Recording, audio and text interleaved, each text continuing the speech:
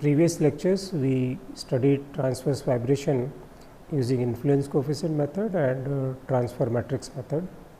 In these two methods, the shaft which we considered was having only the elasticity property, but in some cases the shaft mass is not negligible, and we need to consider the shaft stiffness and mass property simultaneously as a distributed property along the length of the shaft.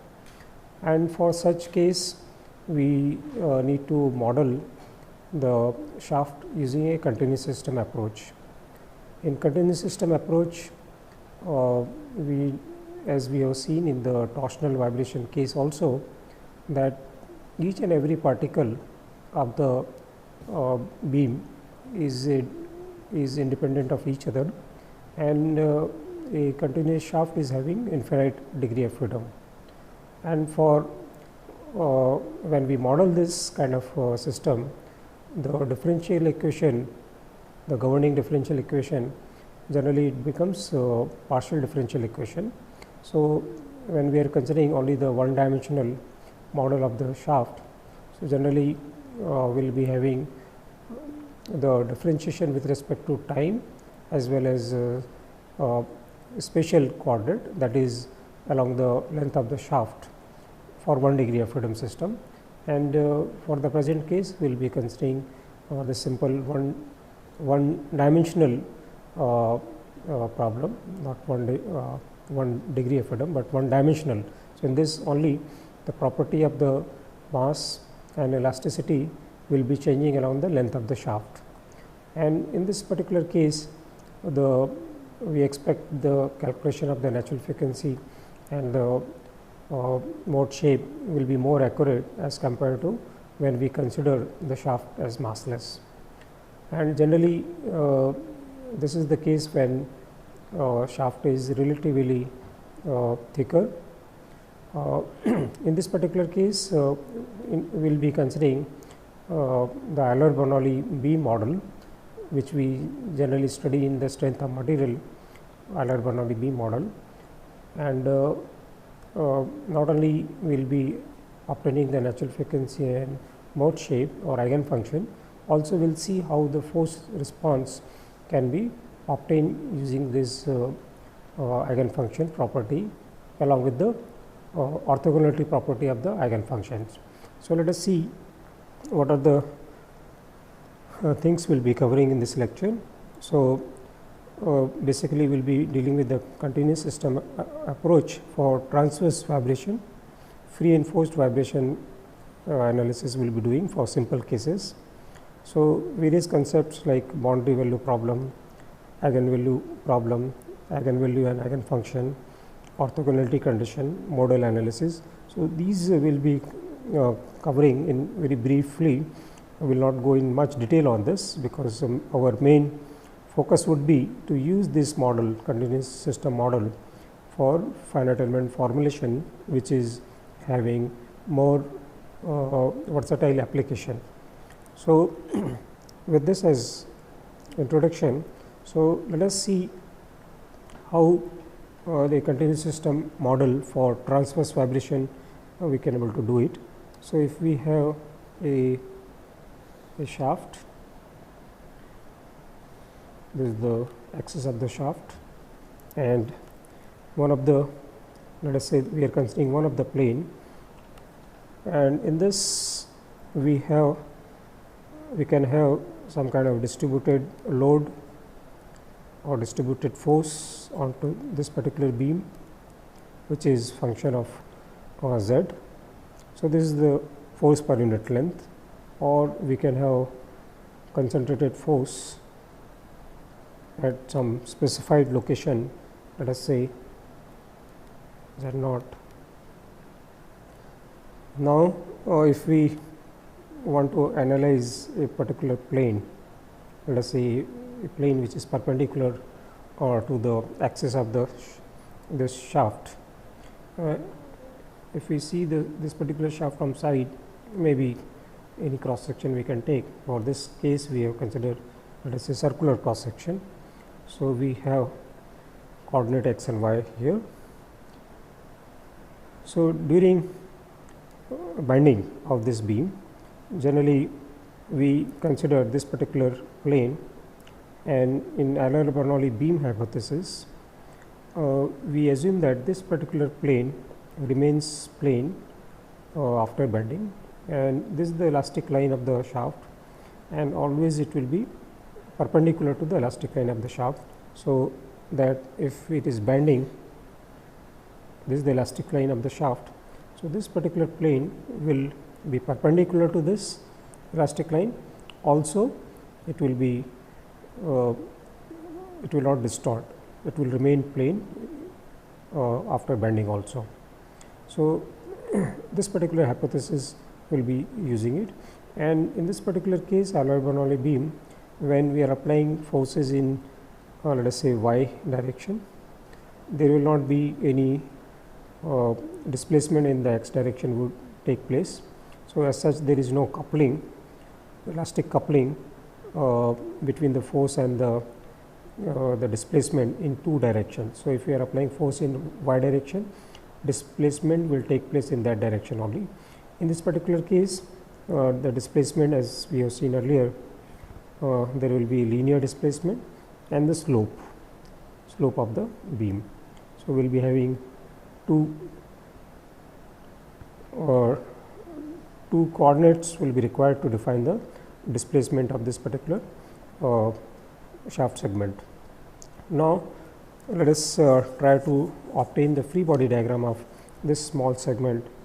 This is at z location, and we are taking a small strip of thickness dz, and we are taking the free body diagram of that, and we are applying various shear force, bending moment in this particular system. So, let us take the free body diagram of this. So, this is a shaft segment. We have shear force in this direction, positive y direction. Shear force on this plane will be changing because we have distributed property of the mass and stiffness. Also, we can have some kind of load, external force here. So, this shear force is changing, and this will be given as this. Similarly, the bending moment, this we are taking positive conventions. So, bending about x axis, so other plane, it will be again it will be changing to this value. So, two planes, they have different bending moment and shear force, which we have represented like this. Now, apart from this, this particular distributed force I have applied, and this is per unit length of the shaft segment. So, total force will be this force into the dz. So, if we take the, let us say, moment balance. So, if we are taking moment about, let us say, this point O. So, if we are taking counterclockwise direction as positive, so this moment balance mx, this is negative, this moment will be positive.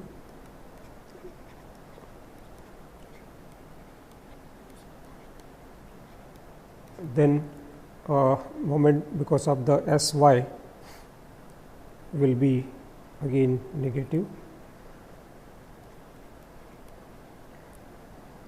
and will be having distributed force, and because of this we will be having, sorry, this is z distributed with respect to z dz. So, this is the force, this is acting at the middle, let us say, and The moment arm of this, if it is uniformly distributed, can be approximated like this. Apart from this, we will be having inertia force, that will be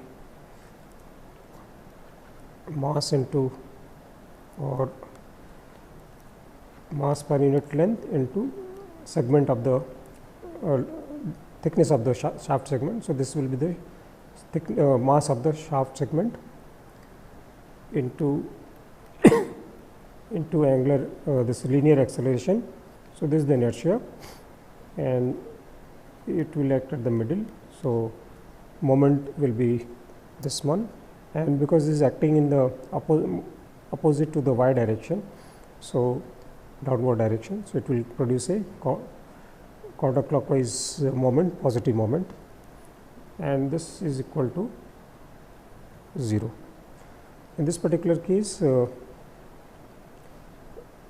we can able to see that some of the terms like this term and this term, they are carrying dz square term, because dz is small quantity and square of that will be further small. So, we are approximating this equal to 0, we are neglecting these terms. So, basically now you can able to see also this will get cancelled. So, we will get a relationship between Sy and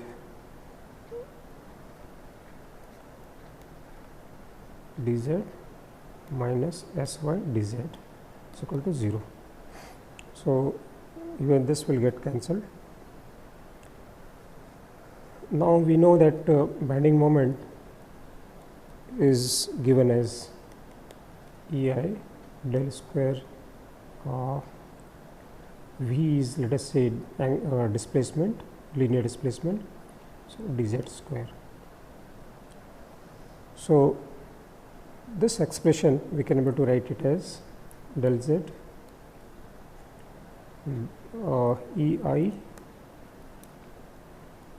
EI can be function of z. So, I am keeping inside at present, minus Sy is equal to 0. Now, what I am doing, I am differentiating this whole expression by z once more, and because of that I will get del z square EI del square V by del z square minus del Sy by del z is equal to 0. So, this is one of the equation.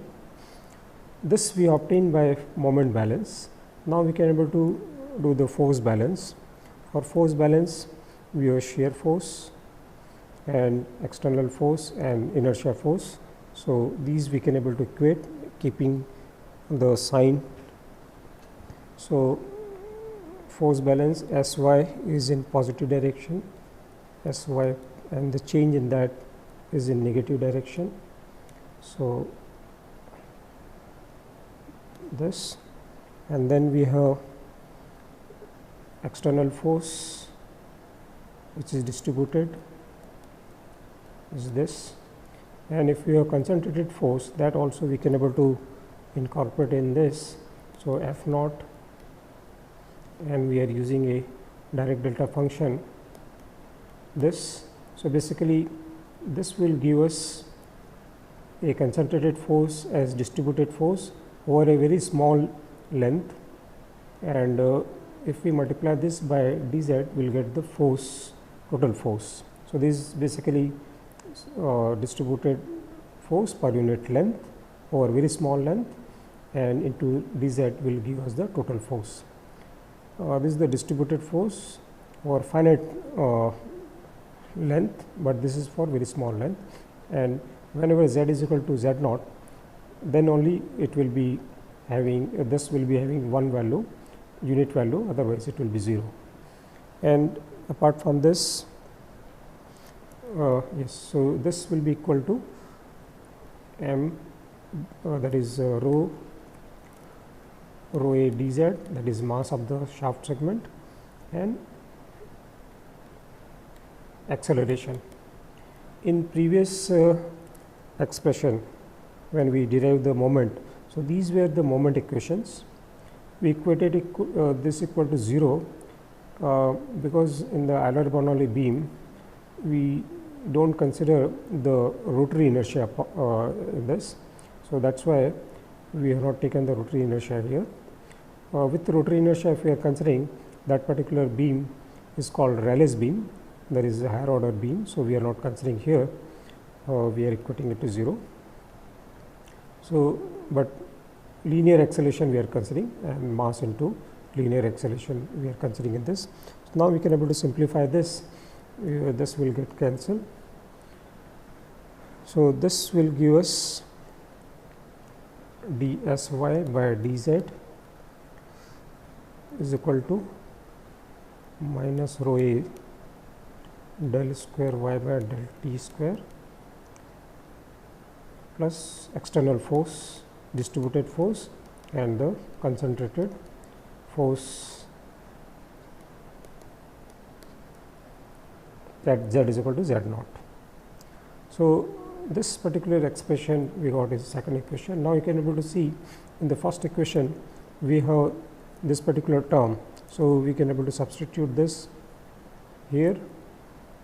So, if we substitute this there, we will get an equation of this form.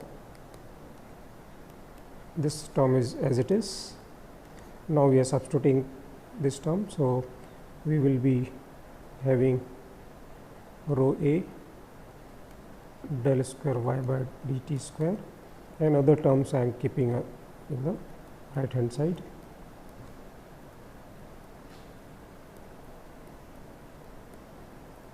So, this is the equation of motion of the Euler-Bernoulli beam, in which we can able to see this is the elastic force, this is the inertia force, these are external forces, distributed and concentrated force. And now we will try to solve this equation for free vibration. That means we will equate the external force equal to 0 and we will solve this particular equation. In torsional vibration case, we had the special derivative that is with respect to z as 2, but here it is fourth order derivative is there with respect to z. So, here the solution of this is more difficult as compared to the torsional case.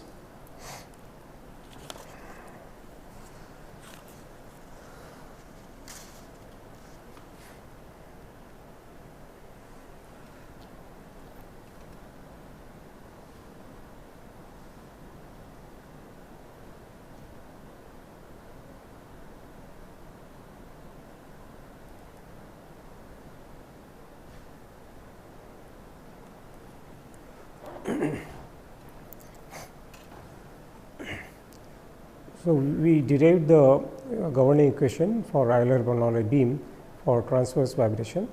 Now, we will solve a free vibration problem for very special boundary conditions, because this whatever the differential equation we got it, partial differential equation, once we are specifying the boundary condition, then only the solution of this differential equation will be unique. And that is why this particular problem, the differential equation associated with the boundary condition, is called boundary value problem, and this will be basically converted into a eigenvalue problem, and that can be solved for the natural frequency of the system. So, now let us see, this is the differential equation which we derived. Here I am using a notation of prime. So, 1 prime is representing that is derivative with respect to z. So, there are 4 primes. So, it is representing that the derivative with respect to z is 4 times, and the dot is representing the derivative with respect to time. So, is having twice the derivative with respect to time. So, basically we have prime as derivative, partial derivative with respect to z, and dot is representing derivative with respect to time. Now, if we assume the solution of this, we will be using the separation of variable method as we did for the torsional case. So, in this case we will take a function which is function of z alone and a harmonic function.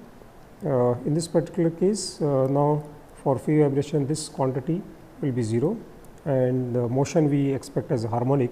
So, this particular function we are assuming as a harmonic function. So, if we derivate this assumed solution with respect to z 4 times. So, obviously, the first function will get derivated, this will not get derivated because this is function of time. Similarly, if we derivate this with respect to time, this harmonic function will get derivated twice. Now, the harmonic function will be having this form in which this is the natural frequency of the system and A and B are the constant to be determined from the initial condition of the problem. And if we derivate this twice, we can able to see that we will be having this relation, which is a relation for the simple harmonic motion. Now, if we substitute these assumed solution in the equation of motion for free vibration, we can see that we will get E I x x and this 4 times derivative eta t, and then this one is rho a, and this when we are taking the derivative with respect to time, we will be having minus omega n f square eta t is equal to 0 because we are considering free vibration. So, there is no force, external force in this. Now, we can able to see that this equation, because eta t is common, so this equation will give us equation of this form, and now this equation, because in this particular case only the variable is z. So, this equation which was earlier partial differential equation will be now ordinary differential equation of 4th order, and this beta constant we have defined like this, which is coming from here.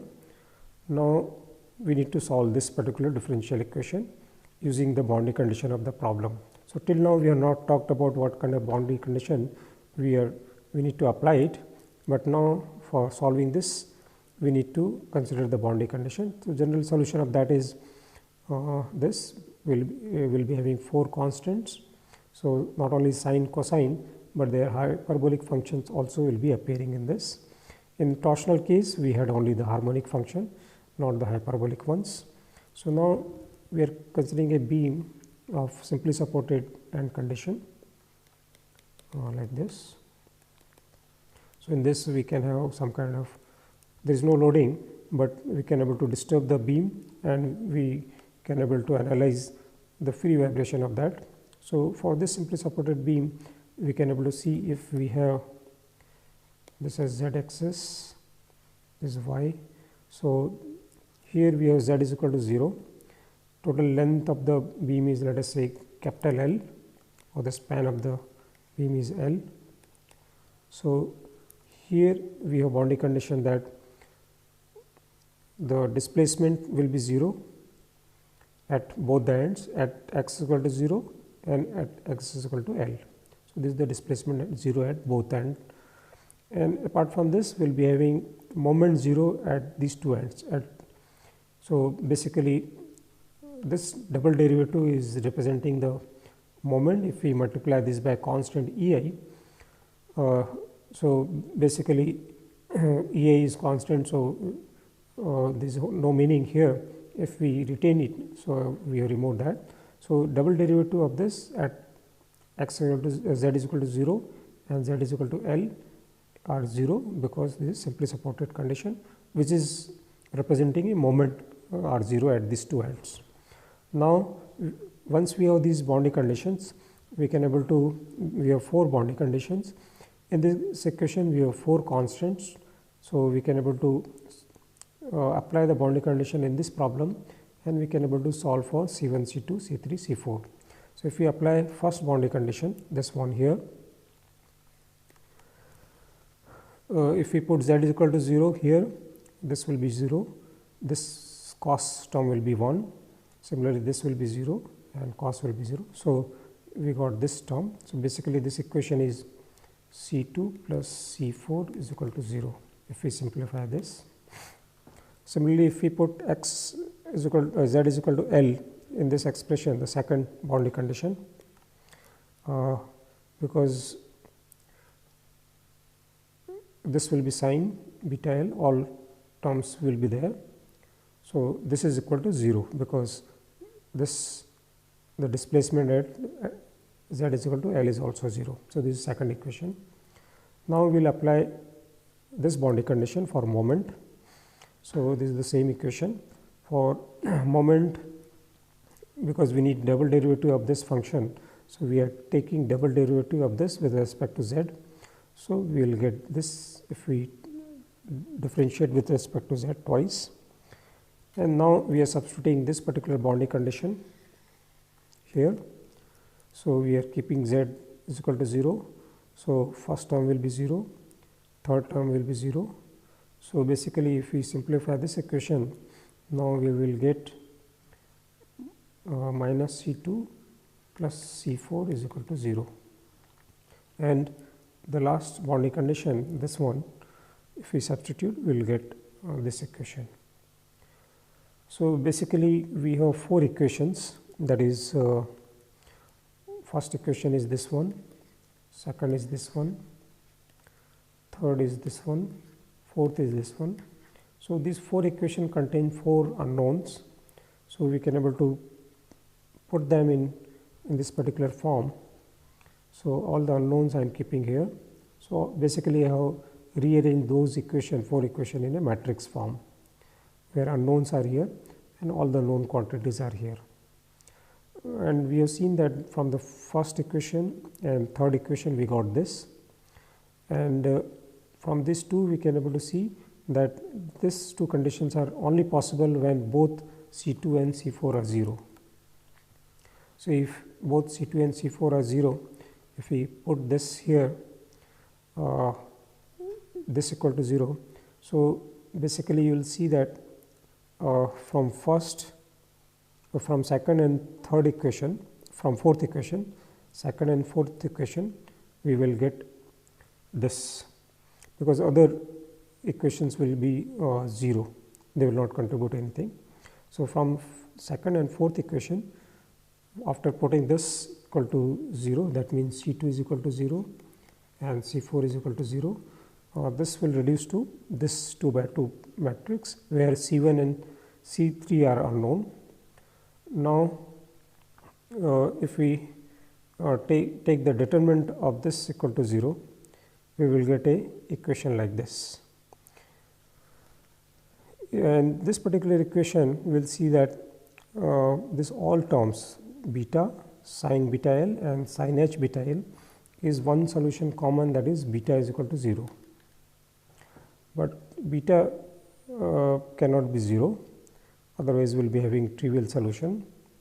For non-trivial solution, beta we need that should be non-zero, and for non-zero beta we can able to see that this will not satisfy this, and the first term and the third term will never be 0 if beta is not 0. So, that means we need to have sin beta L equal to 0 for the condition that we do not have beta is equal to 0. So, basically we are getting a frequency equation from this. This is the frequency equation, and the sine function is having infinite solution even when beta is not 0. And now, so this is the solution. So, this is the infinite number of solutions which is possible, for which sin beta L is 0. So, if we substitute this for all, we can able to get the these values. This is equal to 0 value. So, you can able to see this is the frequency equation, because we related the beta with the natural frequency earlier. So, beta square we related with natural frequency earlier. So, that expression we can able to see here.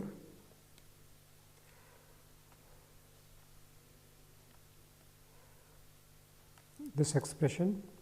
So, from that we can able to relate the natural frequency, we can able to get the natural frequency. So, this is the natural frequency where n is varying from 1 to up to infinity. So, that many number of solutions are possible. Now, let us see the same equation which we used earlier, this equation more carefully.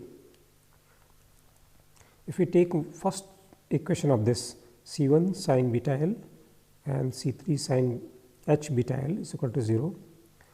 Now, first term, for we are considering when beta L is not 0, that means this is a non-trivial solution when beta L is not 0. If you see the first term, this can be 0 for this condition, but C1 cannot be 0, may not be 0, and in this particular case this term will be 0 only when beta L is 0, but for non-trivial condition that beta L not 0, this cannot be 0. So, C3 has to be 0. So, basically from this we are getting that C3 has to be 0 and C3 cannot be 0. So, that means in the whole assumed solution only C1 is non-zero, but C2, C3, C4 we have seen that all are 0. So, this will give us the eigenfunction. So, out of 4 terms only single term is left out, and this is the C1, and beta we have already obtained in terms of previously. So, that we can able to substitute here.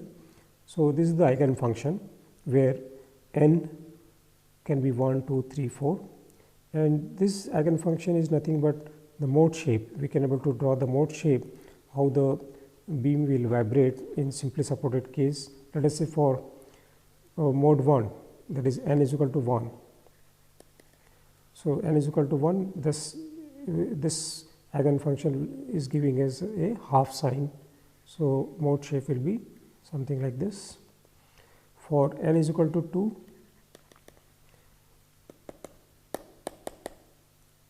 for n is equal to 2, we will be having full sine, or this will be at the middle.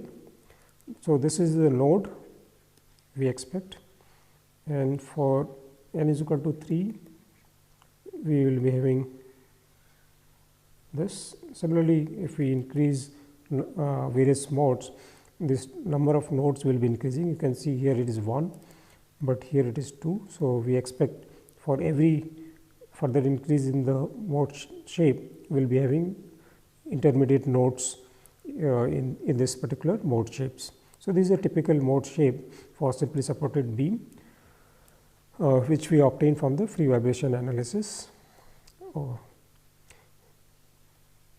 Now, let us see the orthogonality condition. So, orthogonality condition, as we have seen in the torsional vibration case also, that because these eigenfunctions are independent of each other. So, if we integrate these two different mode eigenfunction by multiplying by this quantity and equate, if we integrate over the whole length of the beam, this will be 0 if these two modes are not same, and if they are same, then we will get some constant term which I am representing as m subscript m, which we call this as generalized mass in that particular mode, mth mode. So, small m is representing that particular mth mode. So, this is a generalized mass. Similarly, if we integrate the double derivative of this eigenfunctions, if two different modes, if two different modes are there, their integration is 0. If modes are same, then we are getting a constant term, and this constant term K m we call as generalized stiffness in that particular mode, mth mode. Now, now let us see some other boundary condition and how the frequency equation and the natural frequency and eigenfunction take the shape. So, this is a fixed free beam, that is a cantilever beam.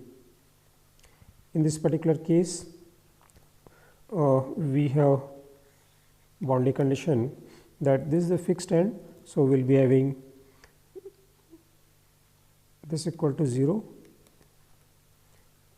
displacement is 0, even we will be having prime of that means slope at this point will be 0, because fixed end beam will be having displacement and its slope 0 here.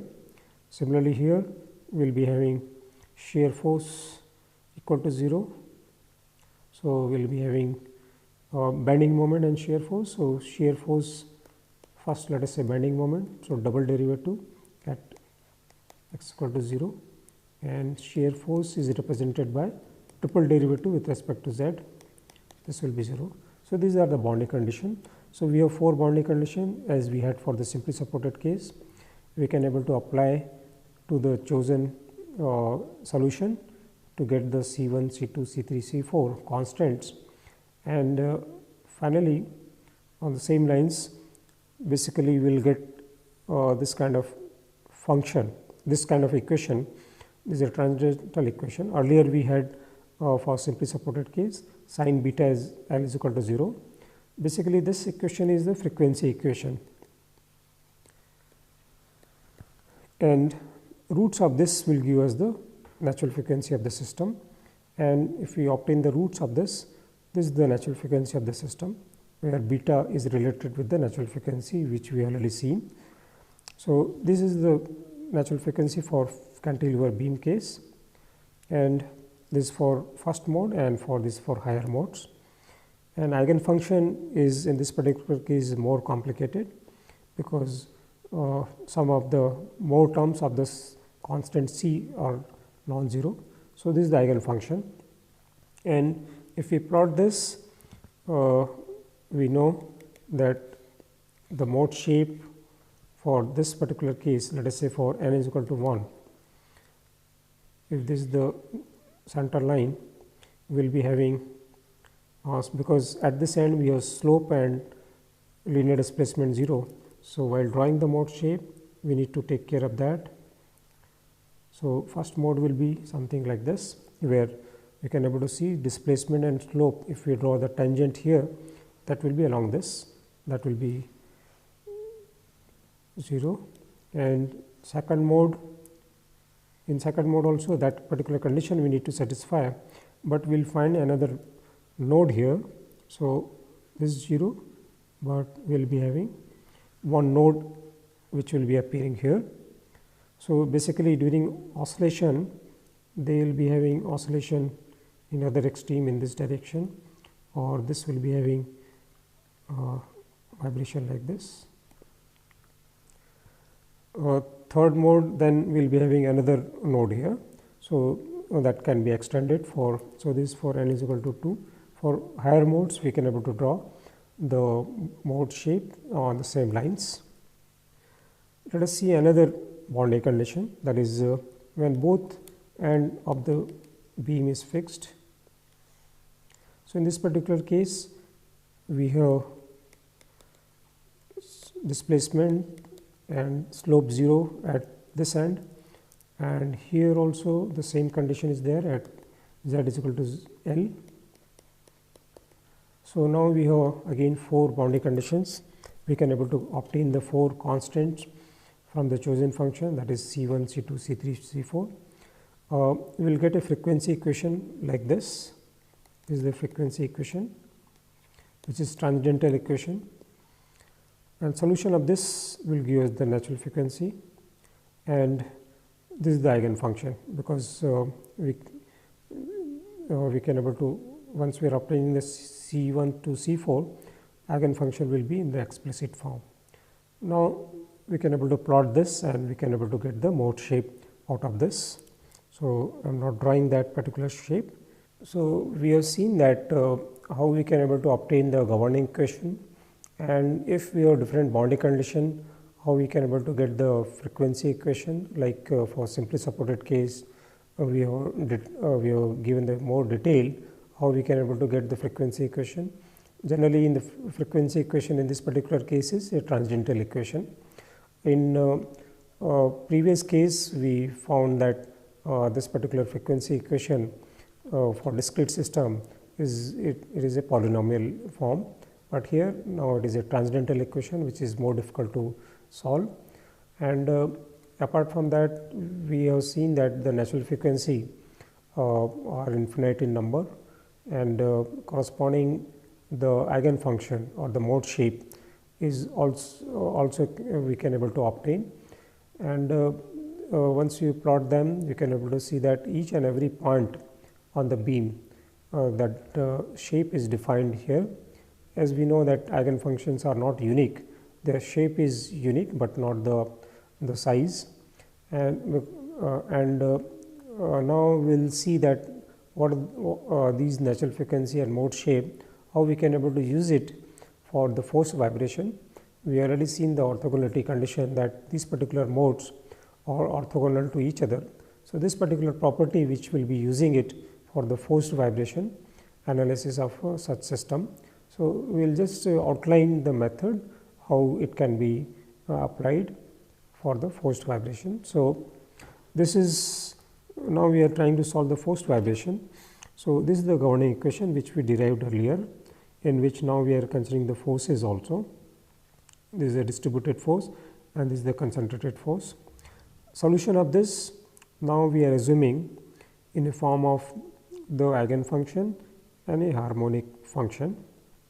In this particular case, this is basically eigenfunction which we obtain from the free vibration analysis, and we know that this eigenfunction are infinite in number.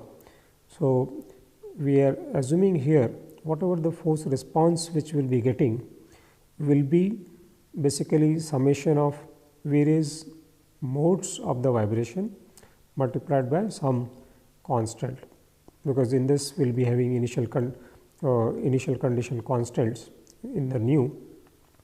So, basically here what we are assuming that any response, any force response can be represented by summation of various modes eigenfunction multiplied by some constant, initial condition constant, and this is generally this is similar to the Fourier series. If you think of a Fourier series in which we represent the periodic function as a summation of sine and cosine terms and some constant term. So, basically and their higher harmonics. So, we represent a whole periodic function by summation of various terms, and depending upon the accuracy required, there we truncate the series up to certain value, certain terms. So, similarly here you can expect that when we want the solution, approximate solution, we need to terminate this particular series up to certain value depending upon the initial condition. So, let us substitute this assumed solution in the equation of motion, and then we are multiplying that particular equation both sides by a eigenfunction which is, let us say, x k, which is other than the x I as such.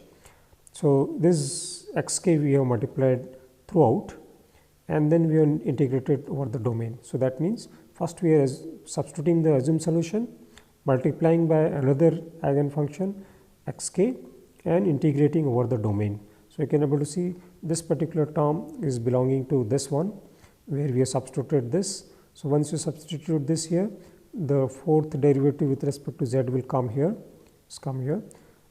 this is not a function of z. So, this will be separate. We have multiplied by x k also and integrated over domain, that means dz.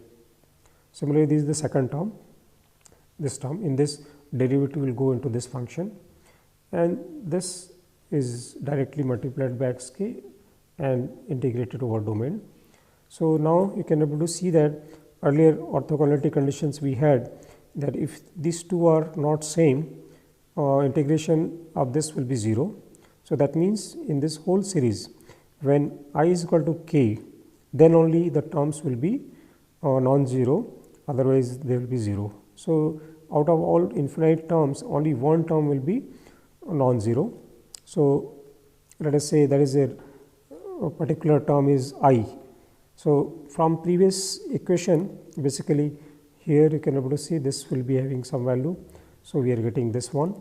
So this is this term, and we already seen that this particular term gives us the generalized stiffness, and this term gives the generalized mass. And here we have simplified them, even we have divided by generalized mass, so that this omega n of I square is represented like this, and this is the integration of the that particular force. Here we have not done any change. So I have just represented Fi as this. Only thing is, because we have divided the whole equation by generalized mass, so this is also appearing. So you can able to see generalized mass, stiffness, this is the natural frequency of that particular mode. So here this particular equation which we obtain here for one of the xk, but xk can vary from 1 to infinity. So that means such equations will be getting infinite number of equations, but this equation is, if we see carefully, this is a equation similar to the single degree of freedom system. So basically what we are doing here, this is, we call it model analysis. In this we have a system, a single system, and is having infinite degree of freedom. Using model analysis,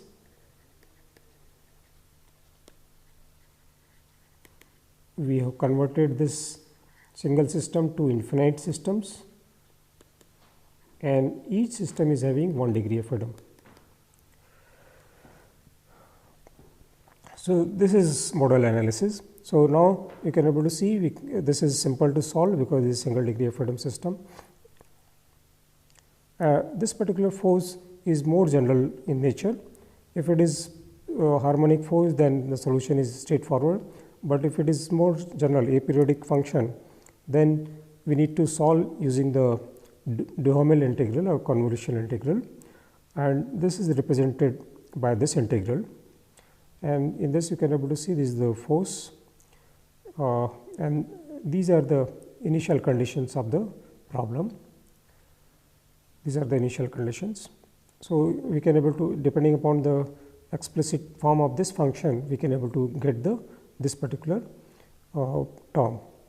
And once we got this, we can able to substitute this in the initial assumed solution, and that will be the force response, because this we already know these are the eigenfunction which we obtain from the free vibration. So in today's lecture, we have briefly outlined the continuous system approach for the transverse vibration of beam.